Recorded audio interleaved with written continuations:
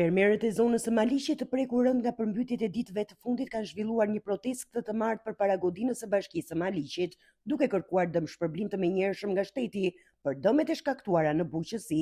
Protesta nisi në orët e para të paradites, ku dhjetra fermerë u mblodhën me pankarta dhe thirrje drejtuar institucioneve qendrore dhe atyre lokale. Sipas fermerëve, rreshtet e shumta të shiut dhe dalja e ujit nga kanalet kulluese kanë shkaktuar përmbytje të mëdha në tokat bujqësore, duke shkatëruar kultura të mbjella si gruri, misri, perimet dhe foragjeret.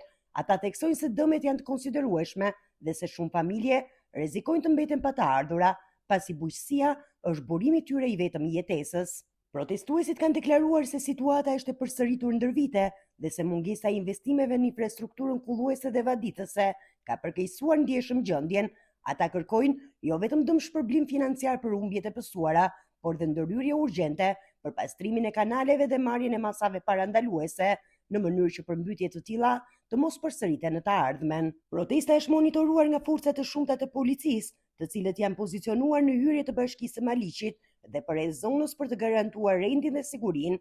Burime zyrtare bëjnë me dije se tubimi ka qenë paqësor dhe nuk janë shënuar incidente. Nga ana tjetër, përfaqësues të bashkisë kanë bërë të ditur se po vlerësohen dëmet në terren dhe se kërkesat e fermerëve do t'i përcillen institucioneve përkatëse.